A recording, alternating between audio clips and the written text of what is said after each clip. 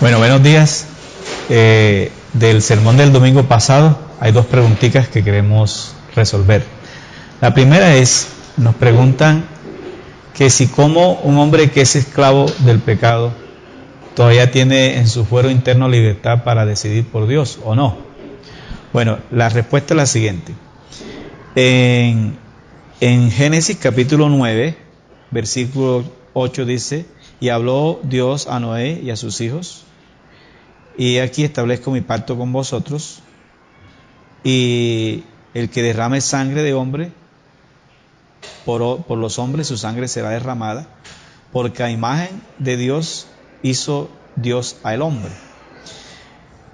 Una cosa que sí es cierta es que el pecado destruyó, o más que todo distorsionó la imagen de Dios. No logró destruirla, aunque nosotros creemos que el pecado sí produjo lo que es la depravación total, como lo dice Isaías, que el hombre está corrompido desde la planta de los pies hasta la coronilla de la cabeza. Pero algo que no logra hacer el pecado es destruir totalmente la imagen de Dios en el hombre. Y esa imagen se refleja en que el hombre todavía tiene actitudes y voluntad de libre escogencia. Por ejemplo, el hombre también se hizo con la capacidad de amar. Fíjese que una persona que no es cristiana, que tiene todavía la imagen del pasado, puede expresar amor lo mismo que un cristiano que ya tiene la imagen de Cristo. Porque ahora los cristianos tenemos la imagen de Cristo, que es una imagen, es la imagen de la redención. En cambio que la persona inconversa sigue con la imagen de la creación. Entonces el pecado, a pesar de que destruye o distorsiona la imagen de Dios en el hombre, no la logra destruir toda. O sea que el hombre todavía queda con capacidad de decidir, de amar y de pensar y de analizar las cosas. Entonces, por esa razón, nosotros decimos que aunque está bajo pecado, el hombre todavía tiene fuero interno para tomar decisiones por Dios o no. Bueno, la segunda preguntita que nos hacían era que si yo estaba explicándoles que a nadie se le llama bendito en la Biblia, la persona hacía la siguiente pregunta: ¿por qué a María se le llama bendita? Si estábamos hablando de que el adjetivo solamente se utiliza para hablar de Dios. Yo creo que es un problema de traducción nada más, porque en la versión textual no dice bendita, dice: al sexto mes el ángel Gabriel fue enviado por Dios a una ciudad de Galilea, cuyo nombre era Nazaret, a una virgen desposada con un varón con el nombre de José, en la casa de David, y el nombre de la virgen era María. Y entrando en donde ella estaba, dijo: te saludo, muy favorecida, el Señor es contigo. Entonces es problema de traducción, no problema del texto, ¿no? No se dice bendita, sino que se le dice muy favorecida. Ahí están respondidas las dos preguntas que nos hicieron del sermón pasado. Si ahora que termine usted tiene alguna pregunta, la escribe, ahí le dan papelito y el próximo domingo yo le respondo, ¿no?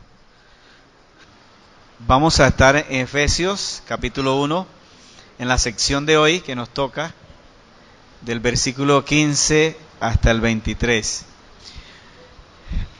Nos vamos a ir acostumbrando a la lección divina, por favor.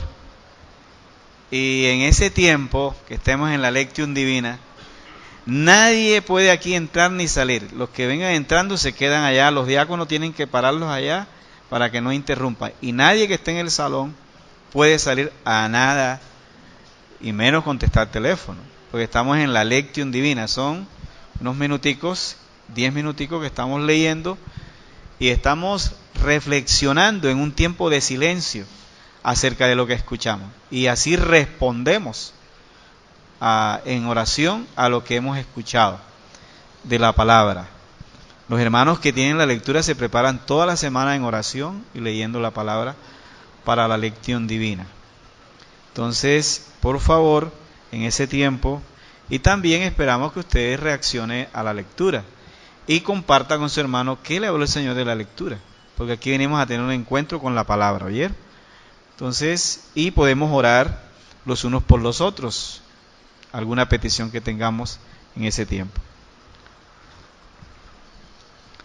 Entonces estamos en Efesios capítulo 1, versículo 15 al 23. Aquí encontramos una oración del apóstol Pablo en esta sección. Esta oración consta de dos partes.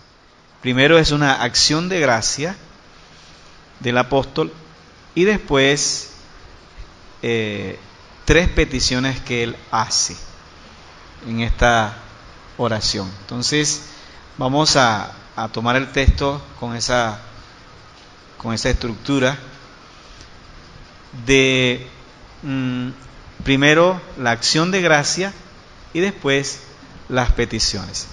Yo quiero decirles que el sermón de hoy tiene varias instancias. Va a haber una fea, va a haber una entretenida y otra muy dramática. ¿Veía? Entonces quiero que estén preparados emocionalmente para eso. Nosotros los predicadores lo que menos transmitimos es a través de las palabras. La predicación inclusive lo que tiene de transmisión en las palabras es el 18%. El otro porcentaje se transmite en gesto y en la manera como compartimos el sermón con ustedes. Bueno, ya hemos leído la sección. Dice, por esta causa también yo, habiendo oído de vuestra fe en el Señor Jesús y de vuestro amor para con todos los santos, no ceso de dar gracia por vosotros, haciendo memoria de vosotros en mis oraciones. Ok, y ahí sigue hasta el versículo 23. En esta sección encontramos la oración de Pablo por la iglesia, compuesta por 2 elementos, una acción de gracia y unas 3 peticiones, con 3 propósitos que él hace allí. En esta sección él hace 3 peticiones con 3 propósitos. ¿Oye? Después de la acción de gracia. Vamos a mirar la acción de gracia. Esta es la parte dolorosa del sermón. Si se siente ofendido en esta parte, al final me invita a un tinto y nos reconciliamos. Entonces, el versículo 16 dice: no ceso de dar gracia por vosotros, haciendo memoria en mis oraciones. Ahí es cierto. Y el versículo 15 nos dice por qué es que está dando acción de gracia él por los hermanos. Por esta causa yo también, habiendo oído de vuestra fe en el Señor Jesús y de vuestro amor. La acción de gracia es una reacción del apóstol a lo que le han comentado sus colaboradores de lo que ellos han visto en las iglesias al cual él dirige esta circular que aquí aparece con el nombre de Éfeso. La acción de gracia es una reacción de Pablo por lo que ha escuchado, de cómo viven estas comunidades el cristianismo. Lo que ha escuchado de ellos es que ellos viven su fe acompañada de amor por los santos. En esta palabra, los santos son los cristianos, los separados por el Señor. Aquí no se está refiriendo a virtud, sino al hecho de que han sido separados, la palabra agios. Entonces, él dice que lo que ha escuchado de estos hermanos es que ellos viven su fe acompañada del amor por los santos. Para Pablo, fe y amor son las marcas de una iglesia madura. Óiganme bien, oigan esto, para Pablo, fe y amor, este binomio, son las marcas de una iglesia madura. Y esto lo va a decir a los colosenses en el capítulo 1, versículo 4, Se lo dice a los tesalonicenses en el capítulo 1, versículo 3, y lo repite en 2 de Tesalonicenses, capítulo 1, versículo 3 otra vez, y se lo dice a los romanos en el capítulo 1, versículo 8. Estas iglesias alcanzaron cierta madurez, y él las elogia por el comportamiento de ellos. Entonces, para saber si una iglesia es madura, ella debe de evidenciar dos cosas: fidelidad a Dios, que aquí la palabra fe no se refiere, porque es pistis, y no se refiere a la acción tanto de creer, sino de ser fiel a Dios. Y también el hecho de amar a los santos. Bíblicamente, el comienzo de toda iglesia, en el comienzo de toda iglesia se da una manifestación especial de los dones. Eso lo vemos en la iglesia de Jerusalén, cómo empieza a sanar los enfermos y empieza todo esto. Y en las demás iglesias. Pero a medida que avanza y se van desarrollando los eventos en la iglesia avanza hacia la formación del carácter. La iglesia va dejando los dones y va entonces entrando en el asunto del carácter. La verdadera espiritualidad camina hacia la madurez cristiana, cuya principal evidencia son la fe y el amor. Todo grupo cristiano donde usted vaya, pueden haber sanidades y milagros. Cuando una iglesia empieza así. Pero a medida que la iglesia se va desarrollando, ella se va alejando de eso. Y entonces la iglesia empieza a manifestar el carácter. Más que todo. Ya no los dones, sino el carácter. Y esta iglesia ya tiene 10 años. Aquí más que todo debe de haber evidencias del carácter. Y se lo voy a mostrar bíblicamente. Pablo elogia a estas iglesias porque ellas ya han dejado atrás esta experiencia sobrenatural y ahora están dedicadas a manifestar su fidelidad a Dios y su amor por los hermanos. Lo que no pudo decir de los corintios. ¿Qué iglesia para formarle problemas? Y era donde más habían los dones, donde más estaban presenciados. Mire cómo trata él a esta iglesia. Primera de Corintios, capítulo 3.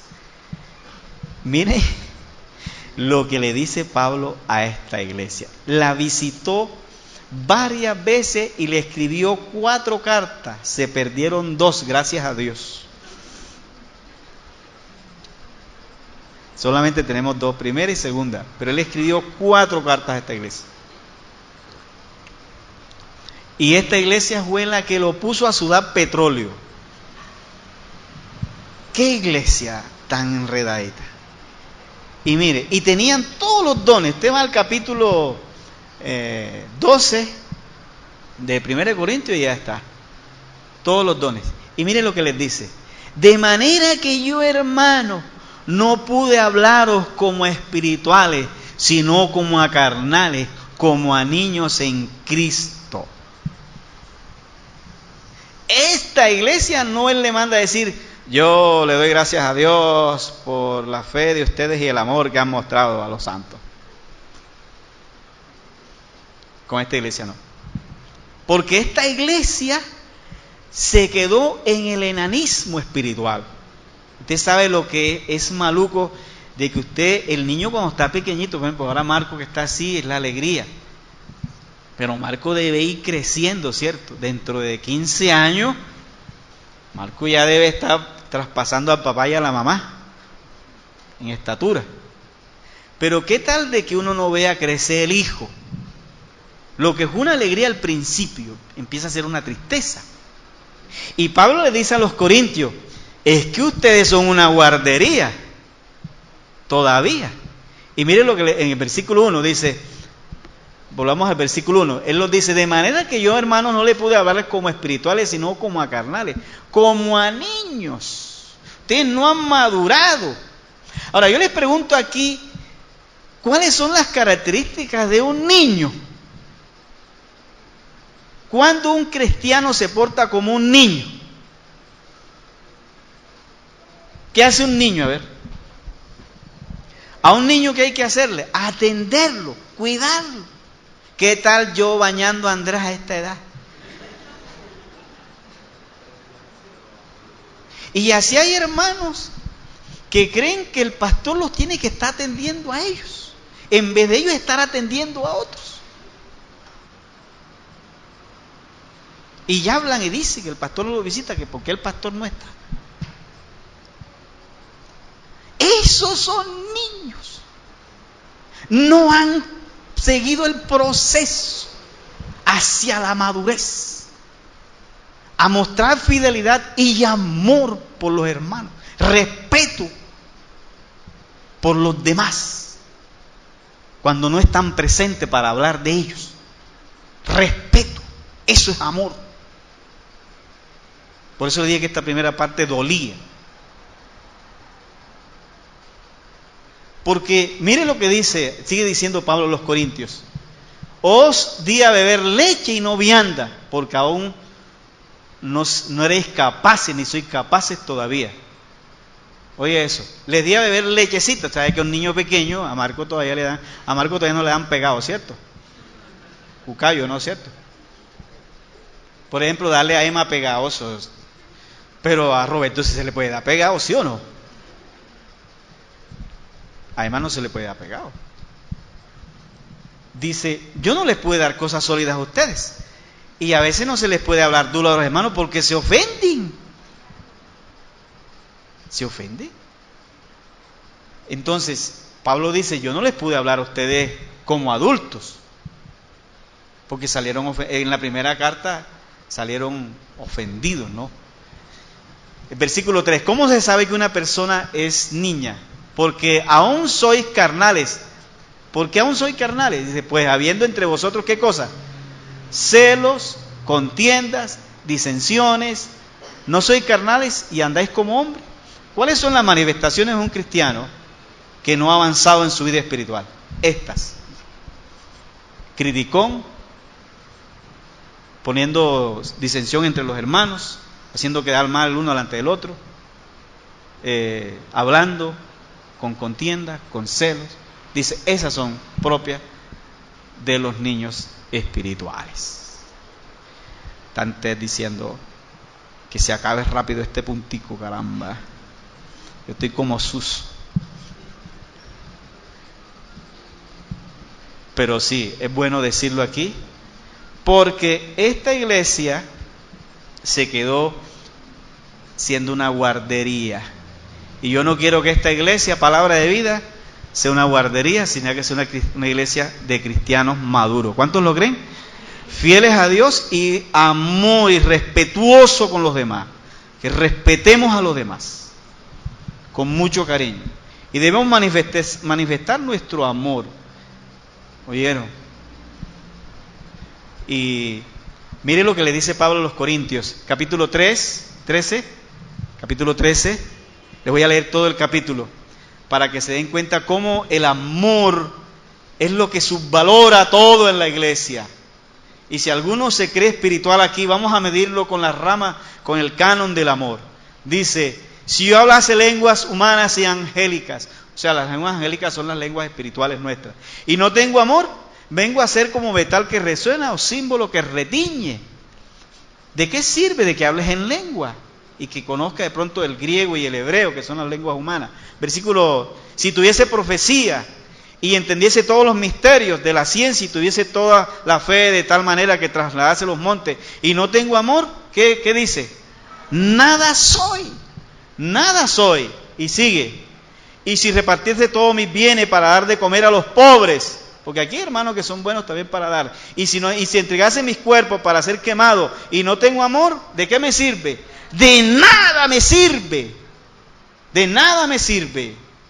El amor viene a subvalorar todo. El amor es sufrido, es benigno. El amor no tiene envidia. El amor no es jactancioso, no se envanece, no hace nada indebido, no busca lo suyo, no se irrita, no guarda rencor, no se goza de la injusticia, mas se goza de la verdad. Estas son las marcas de una iglesia madura. Así, todo lo sufre, todo lo cree, todo lo espera, todo lo soporta. El amor nunca deja de ser, pero las profecías se acabarán y cesarán las lenguas y la ciencia acabará. Los dones todos cesarán, porque en parte conocemos y en parte profetizamos. Mas cuando venga lo perfecto, entonces lo que es en parte se acabará. Cuando yo era niño, hablaba como qué, como niño, pensaba como niño, hablaba como niño. Oye lo que está diciendo el apóstol Pablo, dejemos ya que esto no es una guardería. Dice, juzgaba como niño, mas cuando ya fui hombre, dejé lo que era de niño. Dejemos las niñadas, las pataletas, crezcamos. Ahora vemos por espejo, oscuramente, mas entonces veremos cara a cara. Ahora conozco en parte, pero entonces conoceré como fui conocido. Y ahora permanecen la fe, la esperanza y el amor. Estos tres, pero el mayor de ellos, ¿cuál es? El amor. Dígale que está a su lado, el mayor de ellos es el amor.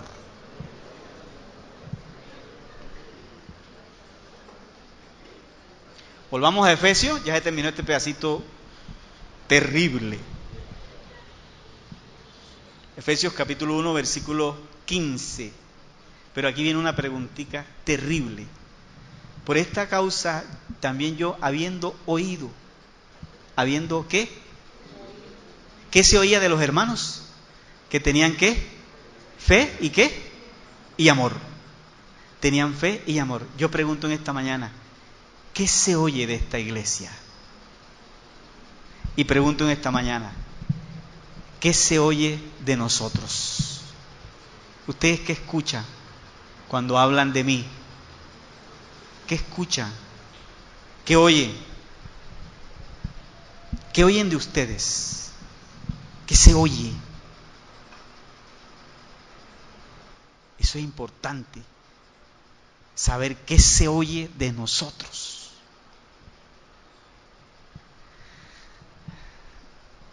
Gracias a Dios se acabó. Seguimos con la oración ahora.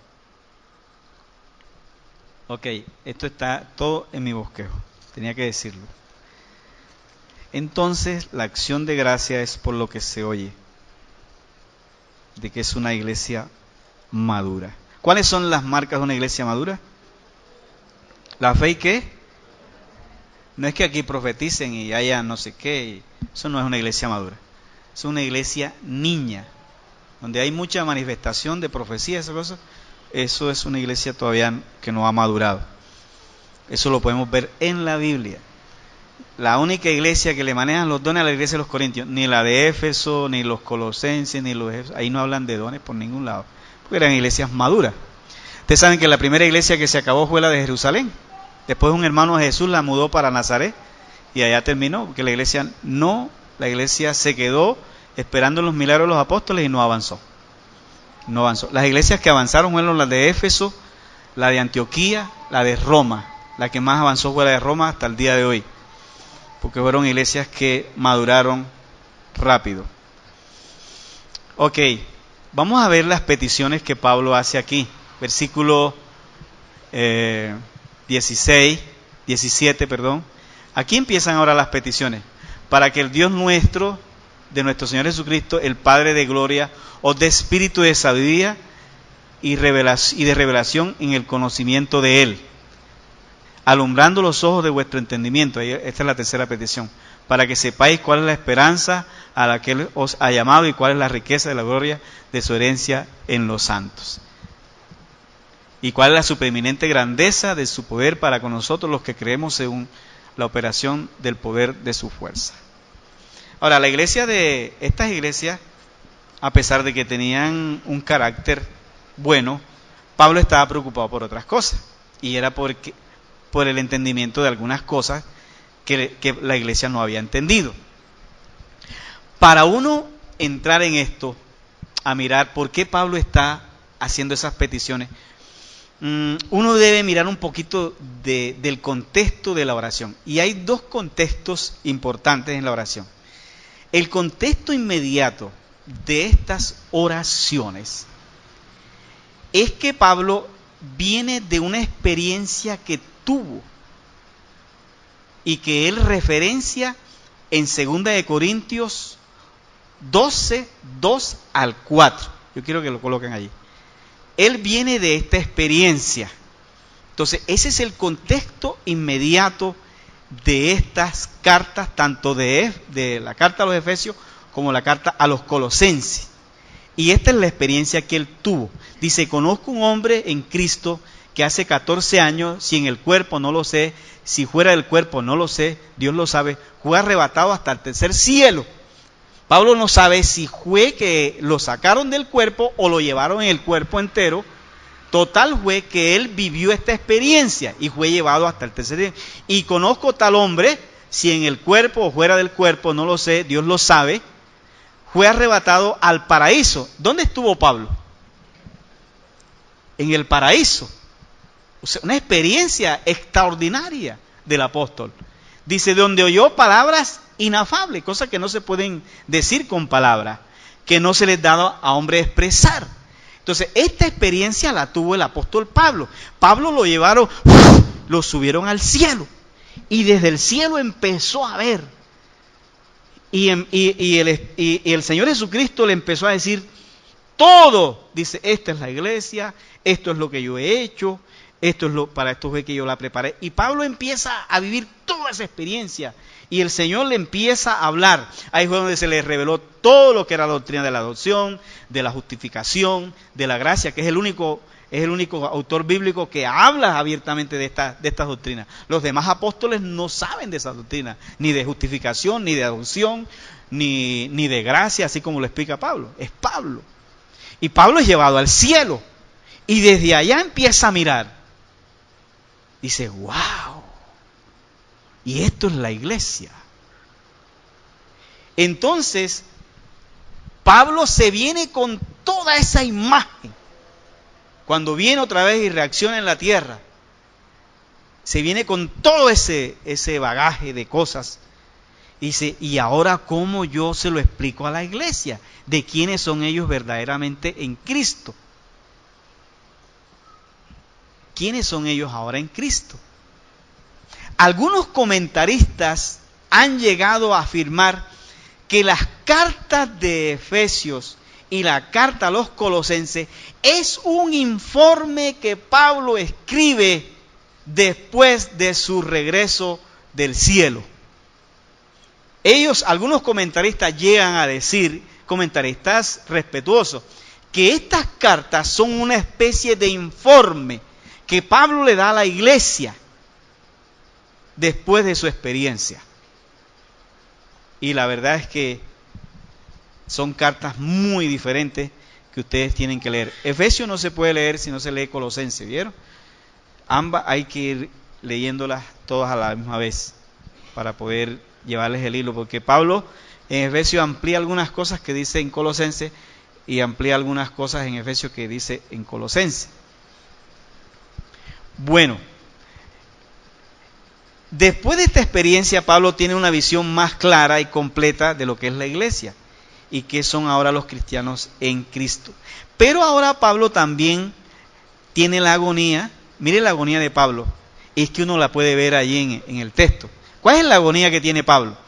Pablo tiene la agonía del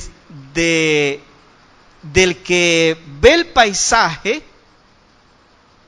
y tiene el compromiso de explicárselo al ciego. Ustedes se imaginan, a mí me criaron allá en Tolú en la playa,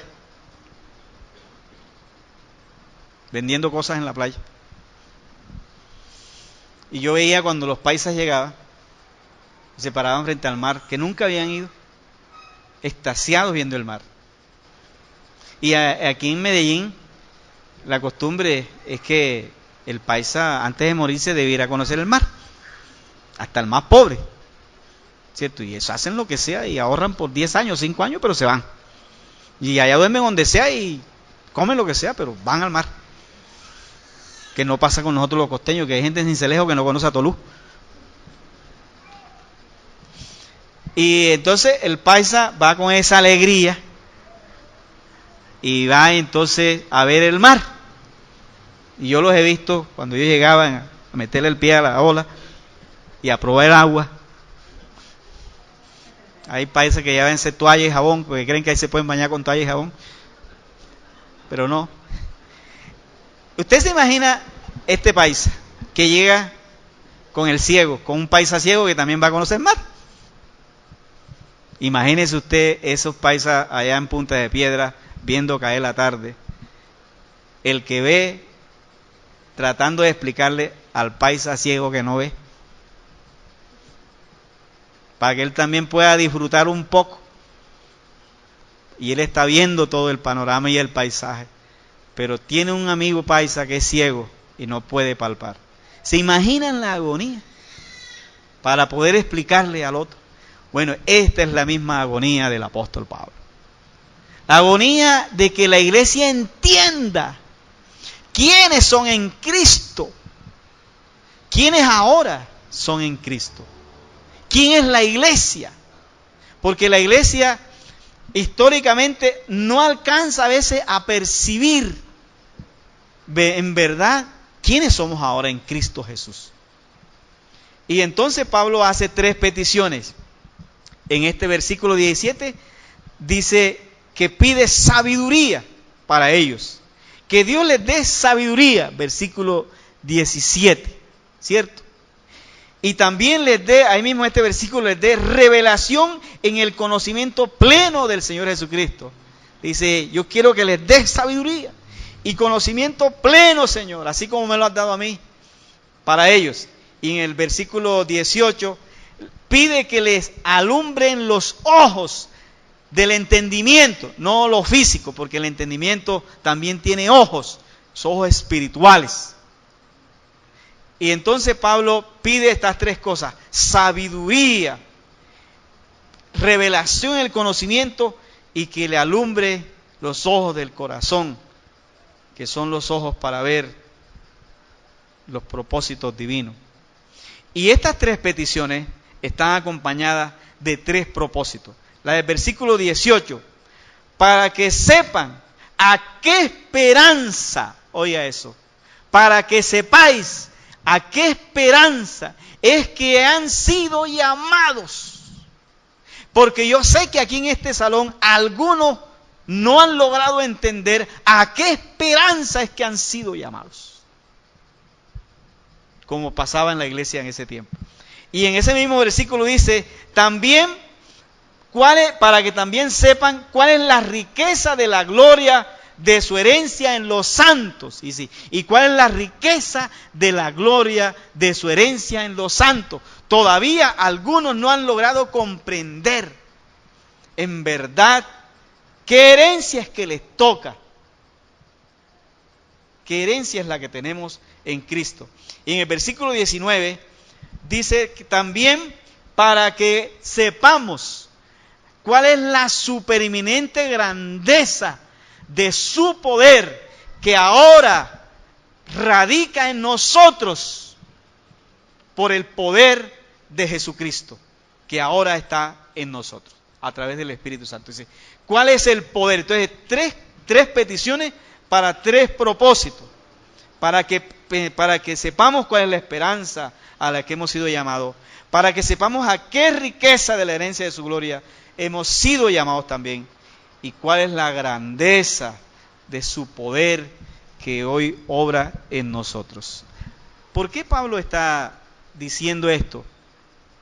Quiero comentarles aquí una cosita, porque yo sé que a algunos también nos puede estar pasando igual. Yo quiero que vayamos a Hechos 19 y estemos ahí un momentico para hacer este comentario. Esta oración de Pablo también tiene un agravante histórico religioso. Sí, Señor. Y se los voy a comentar aquí. Aquí hay un agravante. ¿Por qué Pablo está pidiendo esto? Miren lo que pasa. En esta oración Pablo también tiene un agravante histórico religioso. La ciudad de Éfeso era el centro religioso de toda Asia. Hechos 19, 27. Veámoslo allí, 27. Y no solamente hay peligro de que nuestro negocio venga a desacreditarse, está diciendo Demetrio, sino también que el templo de la gran diosa Diana sea estimado en nada y comience a ser destruida la majestad de aquella a quien venera toda Asia y el mundo. Éfeso era el centro de adoración del mundo de ese tiempo. Allí estaba el gran templo de la diosa Artemisa, la cual era diosa de los griegos, y Diana para los romanos. Allí estaba el centro, y eso lo dice Hechos 19:35. Allí estaba el templo de Artemisa, Diana, venerada por todos los pueblos greco-romanos. Y no solamente, versículo 35, de allí mismo, nos coloca. Entonces el escribano, cuando había apaciguado a la multitud, dijo: varones efesios, ¿y quién es el hombre que no sabe que la ciudad de los efesios es guardiana del templo de la gran diosa Diana y de la imagen venida de Júpiter o caída del cielo, como dice en esta versión, que se cree que lo que cayó fue un areolito? Ustedes dicen que cayó Júpiter. Entonces, Éfeso era el centro de adoración del mundo entero. Esta era una región plagada de creencias mágicas, brujos, hechiceros. Miren cuando estuvo Pablo allá predicando lo que pasó. 19:19, pónganlo aquí. Hechos 19:19. Miren lo que pasó. Este es parte del contexto de la oración que Pablo está haciendo en la carta a los Efesios. Dice: asimismo muchos de los que habían practicado la magia trajeron los libros y los quemaron, después que Pablo predicó, delante de todos, y hecha la cuenta de su precio hallaron que era de 50,000 piezas de plata. O sea, fíjense que el entorno, hubo muchas personas, brujos, hechiceros, magos, que a la predicación de Pablo se convirtieron. Esta región era un mundo plagado de creencias mágicas, brujos, hechiceros. Diana de Éfeso era considerada la reina de los poderes celestiales, incluyendo los poderes del zodiaco y los dioses de un mundo subterráneo. Ella era la reina, era quien reinaba. La iglesia de estas regiones, las iglesias de estas regiones pensaban que el poder de Diana estaba por encima de la iglesia y de Cristo. Este pensamiento había erosionado la confianza de muchos cristianos en Dios y debilitado su determinación ante el conflicto espiritual en el que estaban involucradas las iglesias de esta región. Muchos cristianos de estas iglesias creían que el poder de Diana era superior al de las iglesias y al de Cristo mismo. Por eso Pablo, de una manera fuerte, decidida, entonces arremete y empieza a decir quién es Cristo y quién es la iglesia. Y ahora se lo voy a mostrar y voy a desbaratar un mito que yo sé que algunos lo han traído aún de sus iglesias. Ante semejante despropósito, el apóstol es contundente al señalar a Cristo como el Señor soberano sobre todas estas manifestaciones y poderes. Quiero que estemos en Colosenses capítulo 1. Y aquí quiero que miren para acá. Hoy le voy a sacar a una cucaracha a usted de la cabeza. Mire para acá lo que le voy a decir. Algunos han pensado en este salón que el contrario de Cristo es Satanás. Nah. No, me da mucha pena. Pero a mi Cristo no lo pueden igualar con Satanás. Él no es el contrario del Señor. Cristo es su creador, ahora se los voy a mostrar. Y su sustentador, inclusive para que el diablo pueda vivir, depende del Señor Jesucristo. Y todos sus demonios dependen de Él. No vengan a comerse ese cuento de que aquí Cristo y acá Satanás. El contrario de Satanás es la iglesia. La iglesia es la que debe enfrentar a Satanás, no mi Señor. Y miren cómo lo trata Colosenses, versículo 15. Y mire cuántas veces utiliza el término Él. Él, el término Él, es utilizado en el Antiguo Testamento para el nombre sagrado de Dios.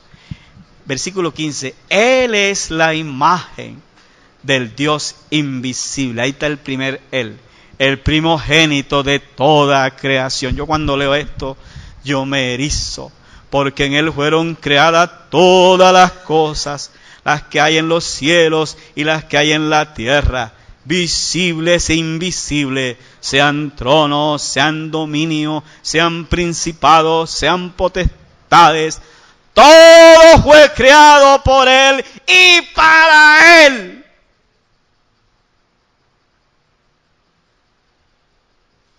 Porque en Él fueron creadas y Él es ante todas las cosas y todas las cosas en Él subsisten. Él es creador y sustentador. Aún los demonios le deben la vida a Él, porque si no fuera por Él no subsistiera. Sáquense de la cabeza en esta mañana pensar que Satanás es el contrario de Cristo. En Colosenses, en Tesalonicenses, Pablo dice que cuando Él venga, matará al hombre de perdición, a la encarnación de Satanás. Dice que con el aliento de su boca, el diablo peleando con Cristo es como si una hormiga se me parara a mí aquí. Bueno, al más grande aquí que es Damir. Se le para a Damir aquí una hormiga diciéndole, ¿quieres pelear? Eso es lo que es el diablo ante Cristo. Saquémonos de la cabeza que Cristo es el contrario de Dios. Que malo y bueno, no, Señor. El Señor Jesucristo es soberano.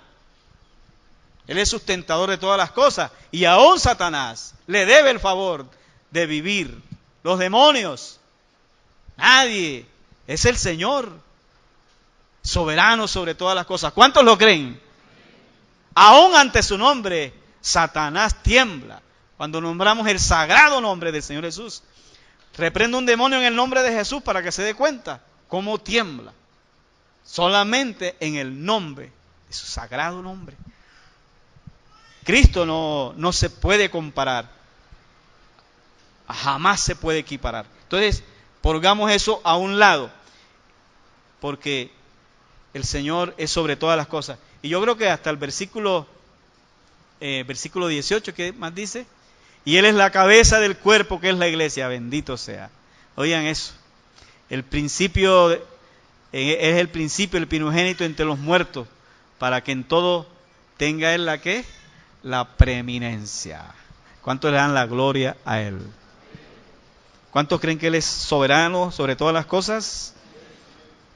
Así que no hay nada que hacer allí.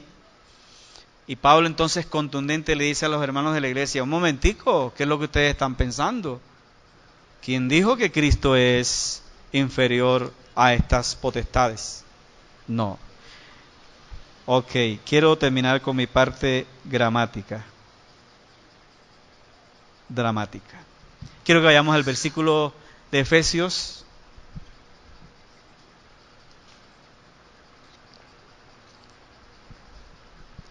Versículo 20. Pablo menciona aquí dos cosas que son fundamentales para la iglesia. Menciona la resurrección de Cristo entre los muertos y la ascensión de Cristo. La resurrección y la ascensión. Y termina aquí la oración diciéndole a la iglesia, ¿por qué la iglesia ahora también tiene la autoridad para reprender toda fuerza, todo poder de las tinieblas? Y entonces él dice que es el poder de la resurrección y el poder de la ascensión. Pablo cita la resurrección y la ascensión de Cristo como los dos eventos, aparte de la venida del Espíritu Santo, que más han beneficiado a la iglesia. Lastimosamente, la iglesia protestante solo ha celebrado la resurrección de Cristo en Semana Santa. Yo le quiero proponer a esta iglesia que este año celebremos este evento, que la iglesia protestante nunca lo ha celebrado. Yo no sé por qué. Ahora leyendo el texto fue que me di cuenta. Lastimosamente la iglesia protestante solo ha celebrado la resurrección y dejado de lado la celebración de uno de los momentos más gloriosos para la iglesia, como es la ascensión de Cristo. La ascensión. ¿Por qué debemos celebrar la ascensión de Cristo? Para mí es el día más glorioso de la iglesia. Revisemos, el único que la referencia es Lucas en su evangelio y después en el libro de los Hechos habla de la ascensión. Miren lo que pasa el día de la ascensión de Cristo. En la ascensión de Cristo termina el éxodo divino de casi 40 años. Sí, Señor. Dios estuvo aquí en la tierra, hecho hombre. Cristo es Dios en éxodo por la tierra. De paso por aquí.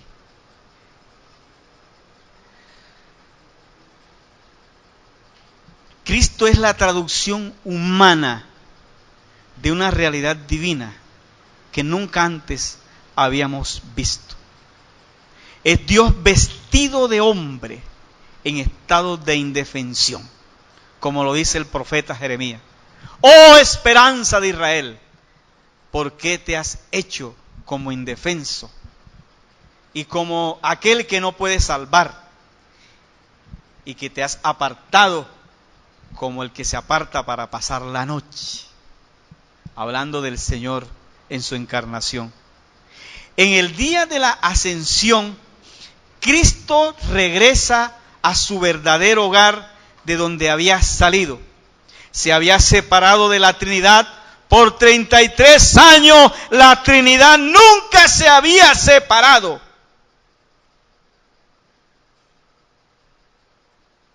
El Hijo regresa a casa después de su paso por la tierra. El Padre y el Espíritu Santo lo esperan. El recibimiento es monumental y quiero que lo vean. Salmo 24. Esta es su llegada al cielo. Este es un salmo que compone la tríada con el 22, el 23. Salmo 24. Y aquí se da su regreso al pleroma otra vez. Cristo de nuevo en casa, en su ascensión. Y dice, de Jehová es la tierra y su plenitud, el mundo y los que en él habitan. Porque él fundó sobre los mares y la firmó sobre los ríos. ¿Quién subirá al monte de Jehová? ¿Y quién estará en el lugar santo? No vaya a creer que esto se refiere a nosotros. El Salmo 22 es Cristo en la cruz. El Salmo 23 es Cristo en la tumba. Y el Salmo 24 es Cristo en su regreso otra vez al pleroma. El limpio de manos. 33 años. Pasó por aquí. No se ensució sus manos. Y puro de corazón. que no elevó su alma a cosas vanas, ni juró con engaño. 33 años. Él recibirá bendición de Jehová y justicia del Dios de salvación. Y mire lo que pasa aquí. ¿Cómo se prepara? Yo me imagino que los ángeles que vinieron ese día a recibirlo, donde estaban los discípulos, y los discípulos se quedaron viéndolo, y entonces los ángeles dijeron: miren, señores, ese es Jesús que se fue, él vendrá otra vez, ¿oyeron? Así como se fue. Y yo me imagino que esos ángeles vinieron rapidito y dijeron lo que dijeron y se fueron. Porque allá había, miren lo que está pasando en el cielo cuando Él está llegando. Alzaos, oh puertas, y como de forma antifonal, toda la corte celestial le da la bienvenida. Alzaos, oh puertas, vuestras cabezas, y alzaos vosotras puertas eternas, y entrará ¿quién? ¿Quién? El Rey de Gloria. Entrará el Rey de Gloria. Y un ángel grita y dice: ¿y quién es el Rey de Gloria? Y toda la corte de ángeles grita: Jehová el fuerte y valiente, Jehová el poderoso en batalla. Y aquí le están dando la bienvenida. Alzaos, oh puertas, vuestras cabezas, y alzaos vosotras puertas eternas, y entrará el Rey de Gloria. Y otra vez repiten: ¿quién es el Rey de Gloria? Jehová de los ejércitos es el Rey de Gloria. Regresando otra vez a su pleroma, después de 33 años. Pero miren lo que está pasando. Antes de sentarse a la diestra del Padre, debe presentarse primero como el gran sumo sacerdote en el verdadero santuario para ofrecer sacrificio con su propia sangre por todos nosotros y ser acepto por el Padre. Miren lo que dice Hebreos, qué es lo que está pasando aquí cuando Él entra al santuario. Hebreos 9, 24, 26. Él todavía no se puede sentar. ¿Qué debe hacer primero antes de sentarse en el trono? Mire lo que está pasando. Porque no entró Cristo en el santuario hecho de mano, figura del verdadero, sino en el cielo mismo, para presentarse ahora por nosotros ante Dios. Cuando Cristo llega al cielo, Él lo recibe, pero tiene que ir hasta el Padre para ofrecer el sacrificio con su propia sangre. Y si el Padre acepta el sacrificio, el Espíritu Santo se tiene que poner en camino para venir a la iglesia y estar con la iglesia. Si el Espíritu Santo, si Dios no recibe el sacrificio, el Espíritu Santo no vendría. Para mí lo más interesante de la venida del Espíritu Santo es que el sacrificio de Cristo lo recibieron, lo aceptaron. Entonces Cristo se presenta, porque entró, seguimos con el otro versículo, dice: no para ofrecerse muchas veces, como entra el sumo sacerdote en el lugar santísimo, cada año, con sangre ajena. De otra manera hubiera sido necesario que se presentase muchas veces, ¿cierto? Sino que se presentó con su propia sangre en el verdadero tabernáculo que está en el cielo a favor de nosotros. Cuando Cristo fue al cielo, se presentó con su propia sangre, entró al tabernáculo de Dios. Pueden leerlo ahí en hebreo los que quieran, ¿no? Y se fue a presentar por Él y el Padre recibió el sacrificio. Al recibir el sacrificio, el Espíritu Santo se desprende de la Trinidad y se viene. Y Cristo se sienta en el trono, como le fue prometido en el Salmo 110. El Salmo 110, ¿quién lo recuerda? A ver. Salmo 110, 1. Dice, lo colocamos allí.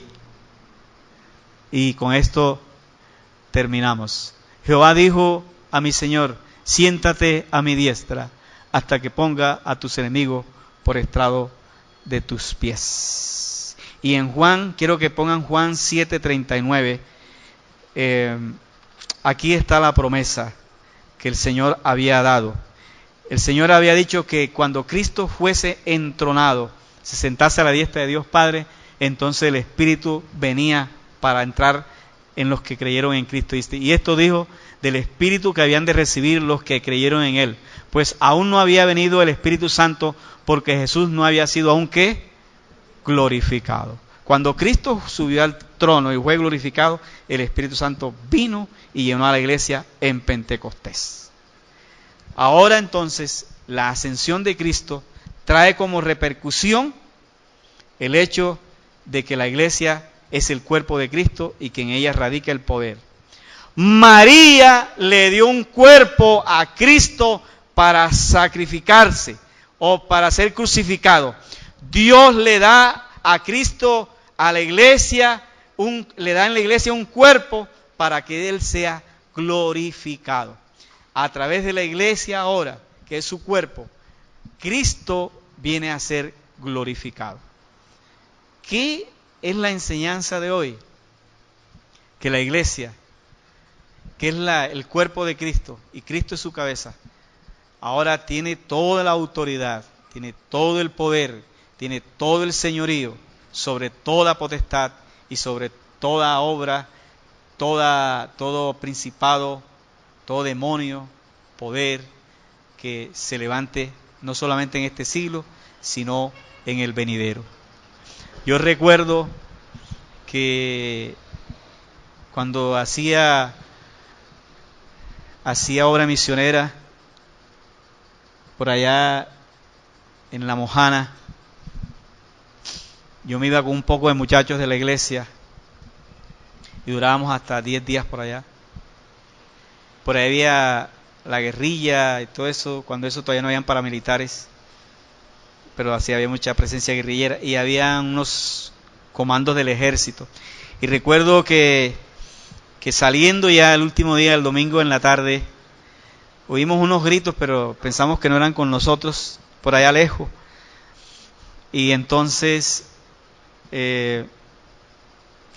nosotros al fin llegamos donde íbamos y llegamos como a las 6 de la tarde a la iglesia, eso se llama Machetón ahí. Llegamos a la iglesia Machetón, entonces yo me metí en un baño ahí, más o menos una cosa que parecía baño, y me metí a bañarme allá, y cuando estaba dentro del baño oí que llegó un caballo, y dijeron, ¿dónde está el pastor que está aquí de Cincelejo? Y yo allá en el baño no sabía por dónde coger. Y entonces el pastor que estaba allí, estaban todavía reposando, dijo, no, él está, ¿para qué lo quiere? Dice, dígale que salga, que se vaya conmigo. Y un tipo armado, vestido verde, uno no sabe si es guerrilla o es ejército. Y el pastor le dijo, pero ¿cómo dice? Que salga y que se suba en el caballo. Y yo me puse la ropa rápido. ¿Y qué pasa? Y digo, no, que el Señor quiere que se vaya con usted. Y digo, oye, pero dice, móntese. Y yo, miércoles, la cosa es seria. Y el tipo con un fusil y vestido de verde. Y yo me subí en el caballo y sígame. Y yo, atrás de él. Y entonces la gente se asustó. Todo el mundo ensilló su caballo otra vez, burro y mulo y todo lo que tenía burro, y sale toda la iglesia atrás de mí también, porque no sabían qué iba a pasar conmigo. Entonces cuando, como a media hora de camino, llegamos a una parte, estaba un palo de mango, y habían gente uniformada con fusiles así metida, y entonces estaba un hombre sentado en las raíces del árbol con una Biblia. Bueno, ya eso me tranquilizó, y entonces me dice, caballero, o me dijo, pastor, ¿usted es el señor que vino de Cincelejo? Yo, sí, señor. Dice, vea, yo soy el que maneja este pelotón, tengo aquí 70 hombres. Mi mamá es cristiana, y mire para allá, tenía un hombre amarrado en el suelo, pero así como Damir de grande, moreno, y dice, vea, ese hombre nos iba a matar a todos. Gracias a Dios logramos quitar el fusilante. Se endemonió. Y yo sé que mi mamá me llevaba a la iglesia y veía cómo echaban los demonios afuera. Así que yo lo mandé a buscar para esto. Y entonces, estoy hablando de la autoridad de la iglesia. Y yo digo, bueno, ya empezaron allá los hermanos. Entonces ya empezaron allá los otros hermanos, el pastor y el otro ahí. Y entonces salgo yo para allá. Era una cosa ahí de zinc. Él estaba tirado en el suelo. Cuando yo entro a donde está ahí, habían 2 mechones grandes y los soldados allí. Y entonces pongo yo el pie ahí y se para ese hombre con los ojos así como llama de fuego. Y se para y dice, maldito, has venido para atormentarme. Ya cuando me dijo así la cosa, que sí sabe. Y se para, ajá, mira delante de mí. Y yo aquí, Goliat. Yo le dije, yo he venido a ti en el nombre del Señor Jesucristo. Y se echó a reír. Me dijo, ese que yo le hice convertir las piedras en pan en el desierto. ¡Qué atrevimiento! Yo le dije, la Escritura dice que cuando tú hablas mentira, porque tú en esencia eres mentira. En el nombre de Jesús te reprendo. Hermano, y cayó ese hombre tan grande allá. Y fui arriba y me le puse encima así. Y yo, aquí no. Y hacía para pararse. ¿Y a dónde? No podía conmigo. Y empecé a reprender. Digo, en el nombre de Jesús, fuera de aquí. Y entonces dice, nosotros somos espíritu de Saddam Hussein. Yo digo, no me interesa. Y entonces estaban todos los soldados viendo el espectáculo. Yo digo, en el nombre de Jesús. Y él decía, nosotros también somos espíritus del divino niño. Y empiezan los soldados a sacar las carteras y a botar al divino niño. Y yo, fuera en el nombre de Jesús. Y eran demonios poderosos. Y una noche oscura. Pero ese es el poder de la iglesia. Que radica, el poder de Cristo que radica en nosotros. Y yo he estado en todas las sesiones que usted quiera de ese tipo, viendo cómo los demonios obedecen al nombre sagrado de Cristo. Así que si usted en la noche no lo dejan dormir, levántese y diga, te reprendo en el nombre de Jesús. No me llame a mí.